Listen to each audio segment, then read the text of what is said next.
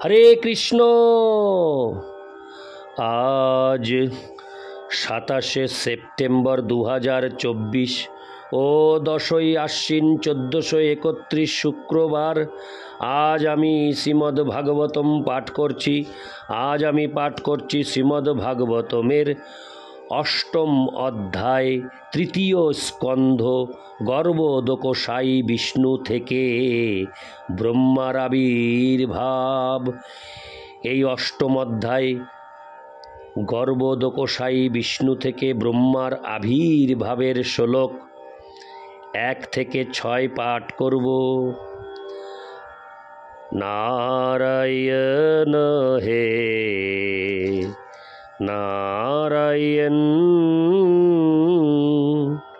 ভবভয় হরণম নারায়ণ, লক্ষ্মীকান্তম কমলনয়নম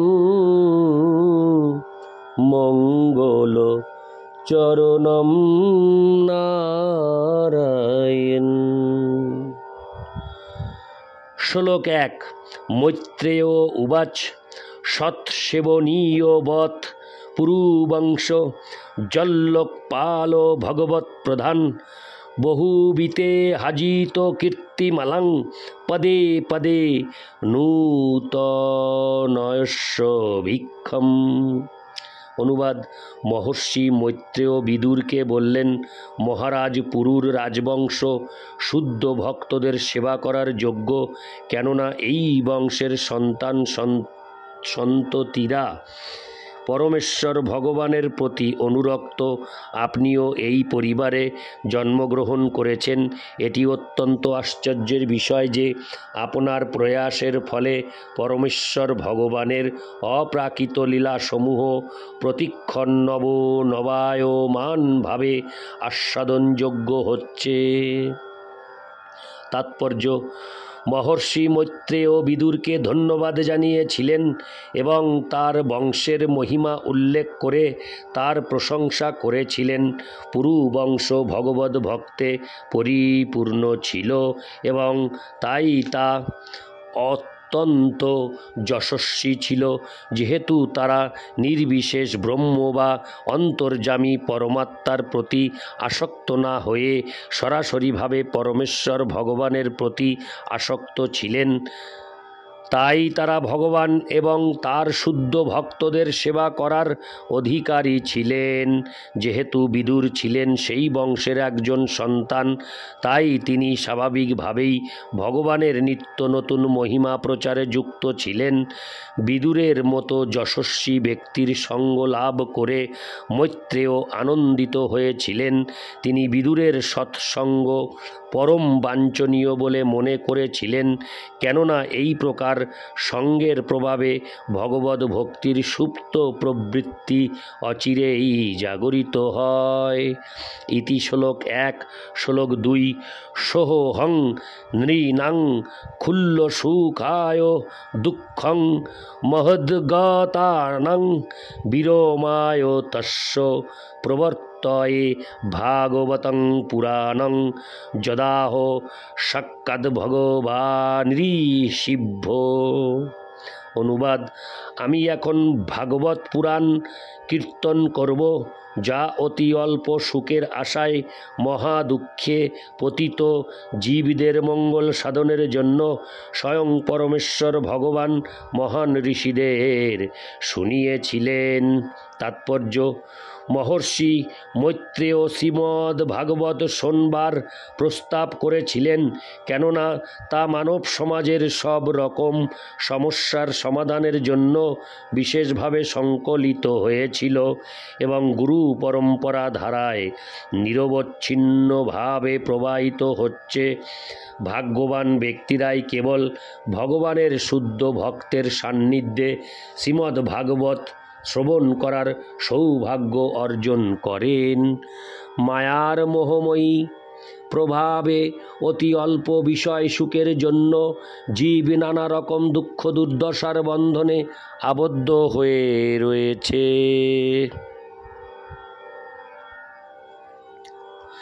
তারা সকাম কর্মের পরিণতি না জেনেই কর্মে লিপ্ত হয়। দেহাত্মবুদ্ধির ভ্রান্ত ধারণার বশবর্তী হয়ে জীবসমূহ নানা প্রকার অনিত্য বিষয়ের প্রতি আসক্ত হয়। তারা মনে করে যে জড় বিষয়ে তারা চিরকাল প্রবৃত্ত থাকতে পারবে। জীবনের এই স্থূল ভ্রান্ত ধারণা এতই শক্তিশালী যে ভগবানের বহিরঙ্গা শক্তির প্রভাবে জীব জন্ম জন্মান্তরে নিরন্তর দুঃখ দুর্দশা ভোগ করতে থাকে।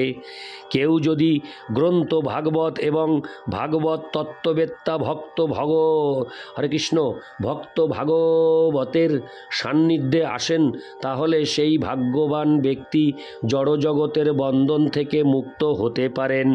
তাই এই জগতের দুঃখ দুর্দশা ক্লিষ্ট মানুষদের প্রতি কৃপা পরবশ হয়ে শ্রী মৈত্রেয় মুনি আদ্যপান্ত শ্রীমদ্ ভাগবত কীর্তন করার প্রস্তাব করেছিলেন। ইতি শ্লোক 2। শ্লোক 3। আশীন মুর্ব্যাং ভগবন্ত মাদ্যং সংকর্ষণং। হরে কৃষ্ণ। আমি শ্লোকটি প্রথম থেকে আবার পাঠ করছি। আশীন মুর্ব্যাং ভগবন্ত মাদ্যং সংকর্ষণং দেবম কুণ্ঠ সত্যম বিবিধ সবস্তত্ত্বমত পরশ্ব কুমার মুখা মুনয় হন্য পৃচ্ছন।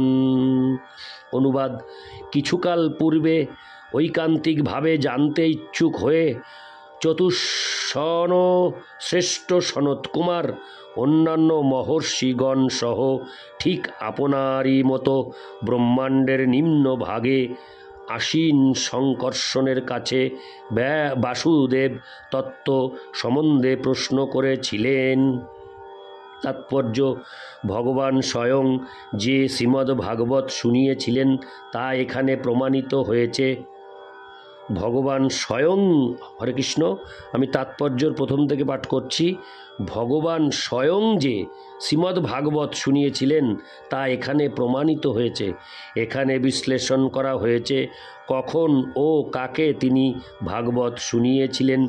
বিদুর যেভাবে প্রশ্ন করেছিলেন তেমনি প্রশ্ন সনত কুমার প্রমুখ ঋষিরাও করেছিলেন এবং পরমেশ্বর ভগবান বাসুদেবের অংশ ভগবান সংকর্ষণ সেই সব প্রশ্নের উত্তর দিয়েছিলেন। ইতি শ্লোক 3। শ্লোক 4। স্বমেব ধিষ্যং।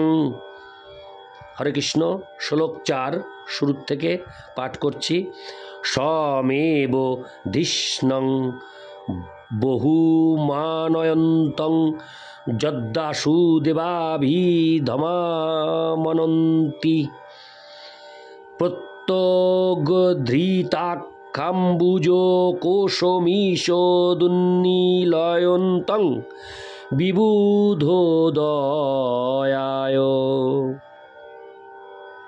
অনুবাদ: সেই সময় ভগবান শঙ্কর্ষণ তার পরমারাধ্য ভগবানের ধ্যানে মগ্ন ছিলেন, যাকে অভিজ্ঞ ব্যক্তিরা বাসুদেব রূপে শ্রদ্ধা জ্ঞাপন করে থাকেন।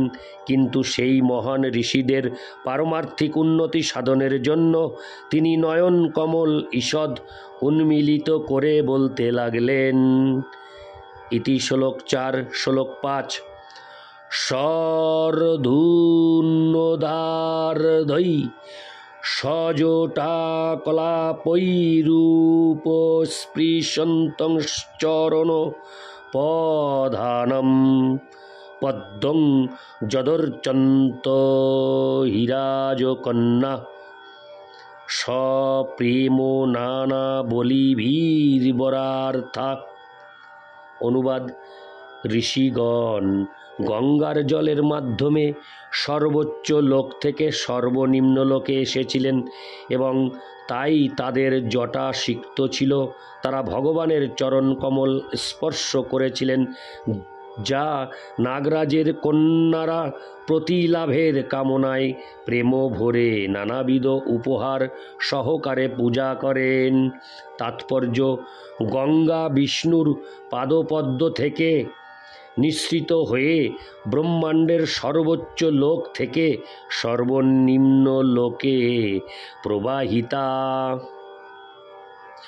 গঙ্গার জলধারার মাধ্যমে ঋষিরা সত্যলোক থেকে নিম্নতর লোকে আসেন।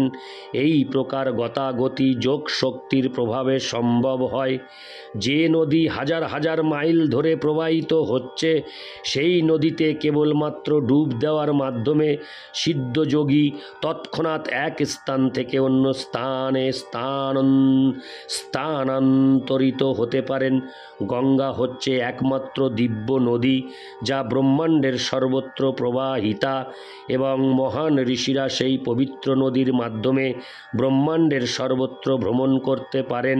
এখানে উল্লেখ করা হয়েছে যে তাদের জটা আর্দ্র ছিল, যা ইঙ্গিত করছে যে বিষ্ণুর পাদপদ্ম সম্ভূতা গঙ্গার জলে তা সরাসরিভাবে সিক্ত হয়েছিল।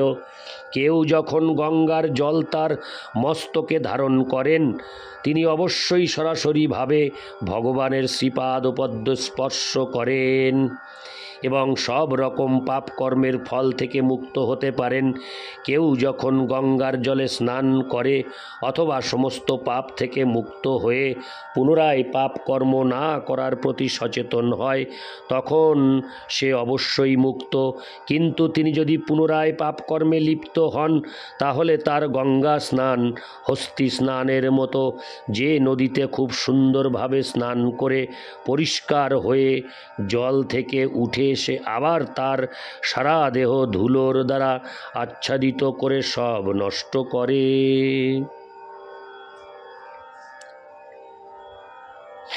ইতি শ্লোক 6। হরে কৃষ্ণ। ইতি শ্লোক 5। মাপ করবেন, ক্ষমা করবেন, হরে কৃষ্ণ। ইতি শ্লোক 5। আমি এখন পাঠ করব শ্লোক 6। মুহুর্গৃণন্তো বচোষানুরাগো স্খলৎ পদেনাস্য কৃতানি তযজ্ঞা কিরীটো সহস্রমণি প্রবেকো প্রোদ্যোতিতোদ্দাম ফণাসহস্রম।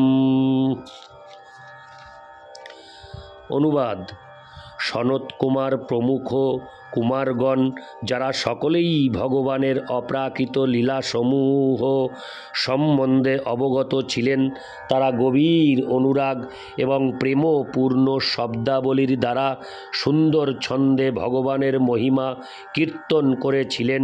সেই সময় ভগবান সংকর্ষণের সহস্র উন্নত ফণায় স্থিত কিরীটের উজ্জ্বল মণির কিরণে চতুর্দিক উদ্ভাসিত হয়েছিল। তাৎপর্য: ভগবানকে কখনো কখনো উত্তম শ্লোক বলে সম্বোধন করা হয়, যার অর্থ হচ্ছে যিনি ভক্তগণ কর্তৃক সুন্দর শব্দের দ্বারা পূজিত হন। এই প্রকার বিশেষভাবে মনোনীত শব্দাবলী উচ্ছ্বসিতভাবে ভক্তের হৃদয় থেকে উদ্গত হয়, কেননা ভক্ত সম্পূর্ণরূপে ভগবানের প্রেমময়ী সেবায় মগ্ন থাকেন। ভগবানের মহান ভক্তের শৈশব অবস্থাতেই সুন্দর বন্দনার মাধ্যমে ভগবানের লীলাবলীর মহিমা বর্ণনা, হরে কৃষ্ণ, ভগবানের লীলাবলীর মহিমা কীর্তন করার বহু দৃষ্টান্ত রয়েছে। অর্থাৎ ভগবানের প্রতি অনুরাগের বিকাশ না হলে কেউই যথাযথভাবে ভগবানের বন্দনা করতে পারে না। ইতি শ্লোক 6। নারায়ণ হে নারায়ণ ভবভয় হরণম নারায়ণ। হরে কৃষ্ণ। জয় রাধে, রাধে গোবিন্দ, হরি বল।